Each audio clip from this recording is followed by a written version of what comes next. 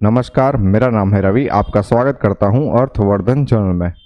मेरा asset mutual fund अपना एक नया एनएफओ लॉन्च करने जा रहा है, जो कि है मेरा एसेट मल्टी कैप फंड। ये एनएफओ 28 जुलाई को ओपन हो जाएगा और 11 अगस्त को क्लोज हो जाएगा। पहले हम मल्टी कैप फंड क्या होता है वो समझने की कोशिश करते हैं। ये एक रूल बेस्ड इन्वेस्टमेंट मेथड है। इसके अंदर क्या होता है कि फंड मैनेजर को लार्ज कैप के अंदर मिनिमम 25%, मिड कैप के अंदर मिनिमम 25% और स्मॉल कैप के अंदर मिनिमम 25% का एसेट एलोकेशन करना पड़ता है। बाकी बचा हुआ 25% कहीं पर भी लार्ज कैप, मिड कैप और स्मॉल कैप तीनों में से कहीं पर भी कर सकता है, लेकिन किसी में भी यहाँ पर 25% से कम एसेट एलोकेशन नहीं कर सकते। एग्जाम्पल के द्वारा समझते हैं कि अगर फंड मैनेजर को ऐसा लगता है कि यहाँ पर लार्ज कैप के अंदर 25% की जगह हमको 30% का एसेट एलोकेशन करना है तो वो कर सकता है, लेकिन 25% की जगह अगर वो 20% करना चाहे तो वो नहीं कर सकता। ऐसे ही सेम मिड कैप के अंदर भी कर सकते हैं और स्मॉल कैप के अंदर भी कर सकते हैं। मिनिमम 25% का एसेट एलोकेशन करना यहाँ पर ज़रूरी है, उससे कम नहीं कर सकते हैं। अब यहाँ पर जो पोर्टफोलियो कंस्ट्रक्शन करने वाले हैं फंड मैनेजर, उसका कुछ यहाँ पर रूल बना हुआ है, मतलब यहाँ पर कुछ बातों को यहाँ पर फॉलो करने वाले हैं। यहाँ पर जो पोर्टफोलियो कंस्ट्रक्शन करने वाले हैं वो मोस्टली जो स्टॉक रहने वाले हैं उसके ऊपर ध्यान देने वाले हैं, वो है ग्रोथ टाइप का। मतलब ग्रोथ टाइप के जो स्टॉक्स रहने वाले हैं उसके ऊपर ही यहाँ पर मेनली फोकस किया जाएगा। हाई ग्रोथ कंपनीज के अंदर यहाँ पर इन्वेस्टमेंट करने वाले हैं, और हाई ग्रोथ कंपनीज के अंदर इन्वेस्टमेंट करने के लिए इन्होंने एक पैरामीटर डिफाइन किया हुआ है, जिसमें यह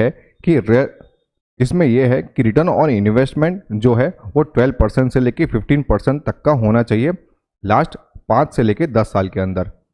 यहाँ पर जो मार्केट कैप का जो एलोकेशन रहने वाला है वो भी मैं आपको बताता हूँ। लार्ज कैप के अंदर यहाँ पर 40% से लेके 45% जितना यहाँ पर एसेट एलोकेशन रहने वाला है। मिड कैप के अंदर मिनिमम 25% से लेके 30% जितना, और स्मॉल कैप के अंदर मिनिमम 25% से लेकर 30% जितना यहाँ पर एसेट एलोकेशन रह सकता है। अगर हम यहाँ पर risk probability versus return potential की बात करें तो यहाँ पर हम देख सकते हैं कि यहाँ पर रिस्क यहाँ पर large cap and mid cap से थोड़ा सा ज़्यादा है, लेकिन फोकस्ड इक्विटी फंड से यहाँ पर थोड़ा सा कम है। मतलब यहाँ पर हम कह सकते हैं कि ये एक अच्छा खासा रहेगा रिस्क और यहाँ पर रिटर्न के मामले में।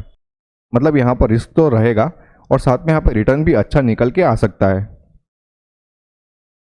अगर हम यहाँ पर इन्वेस्टमेंट की बात करें तो यहाँ पर जो आइडेंटिफाई किए गए स्टॉक्स वो है अराउंड 700 स्टॉक्स। उसके अंदर यहाँ पर प्राइमरी फोकस रहने वाला है 300 स्टॉक्स के अंदर, सेकेंडरी यहाँ पर फोकस रहेगा 400 स्टॉक्स के अंदर। यहाँ पर जो मेन चीज़ यहाँ पर देखने वाले हैं फंड मैनेजर स्टॉक के अंदर वो है GARP। GARP का मतलब है growth at A reasonable price.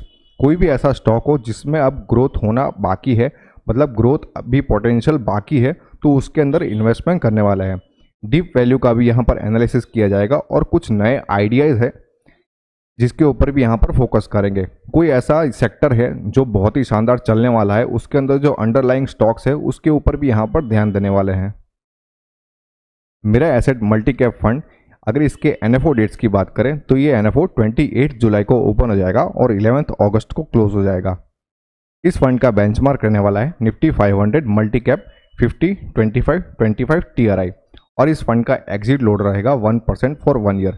मतलब अगर आप अपने पैसों को 1 साल के बाद रिडीम करते हो तो आपको किसी भी तरीके का एग्जिट लोड पे करने की ज़रूरत नहीं रहेगी, लेकिन अगर आप अपने पैसों को विदिन 1 ईयर रिडीम करते हो तो आपको 1% जितना एग्जिट लोड लगेगा। इस फंड का NAV 10 रहेगा और एक्सपेंस रेशियो जैसे ही फंड लॉन्च हो जाएगा वैसे ही आपको पता चल जाएगा।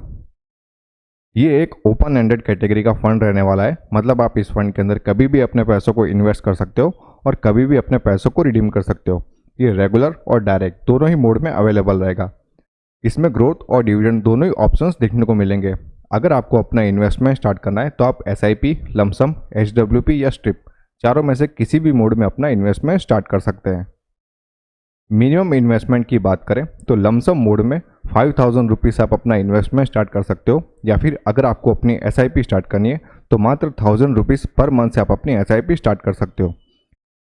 अगर आपको इस फंड के अंदर इन्वेस्टमेंट करना है तो डिस्क्रिप्शन में मैंने एक लिंक दिया हुआ है, वहाँ से आप इस फंड के अंदर इन्वेस्टमेंट करना स्टार्ट कर सकते हो। अगर आपको अपने पोर्टफोलियो को फ्री में रिव्यू करवाना है तो वो भी हम आपको करके देंगे। इस फंड के अलावा आप और भी बहुत सारे म्यूचुअल फंड्स, साथ में यहाँ पर insurance, FD, pre IPO, PMS और डिवेंचर्स जैसे अलग अलग ऑप्शंस को भी चेकआउट कर सकते हो। इस फंड के मैनेजर रहने वाले हैं वो है अंकित जैन, जिनको 10 साल से भी ज़्यादा का एक्सपीरियंस है। मेरा एसेट म्यूचुअल फंड को ज्वाइन करने से पहले वे इक्वेरिस सिक्योरिटीज प्राइवेट लिमिटेड और इन्फोसिस के साथ में काम कर चुके हैं। इन्होंने मेरा एसेट म्यूचुअल फंड को 2015 में ज्वाइन किया था। अब इस फंड के बारे में मेरा क्या मानना है वो मैं आपको बताता हूँ। ये एक रूल बेस्ड इन्वेस्टमेंट मेथड के ऊपर चलता होने के कारण आपको इस फंड के अंदर इन्वेस्टमेंट करने से पहले एक बार अपने एडवाइज़र से ज़रूर बात कर लेनी चाहिए। अगर आप लॉन्ग टर्म के लिए इन्वेस्टमेंट करना चाहते हो तो बेशक आप इस फंड के अंदर इन्वेस्टमेंट करना स्टार्ट कर सकते हो। अगर आपने और भी कहीं पर भी इन्वेस्टमेंट किया हुआ है तो इस फंड के अंदर इन्वेस्टमेंट करके आप अपने पोर्टफोलियो को डाइवर्सिफाई कर पाओगे। ये फंड शॉर्ट टर्म के लिए बिल्कुल भी नहीं है। अगर आपको इन्वेस्टमेंट के रिगार्डिंग किसी भी तरीके के क्वेश्चन है तो आप हमें टेलीग्राम, ट्विटर और इंस्टाग्राम पर फॉलो करके अपने क्वेश्चंस को पूछ सकते हो। होप ये वीडियो आपको पसंद आया होगा। अगर ये वीडियो आपको अच्छा लगा तो लाइक करो, शेयर करो और सब्सक्राइब करो। Thank you.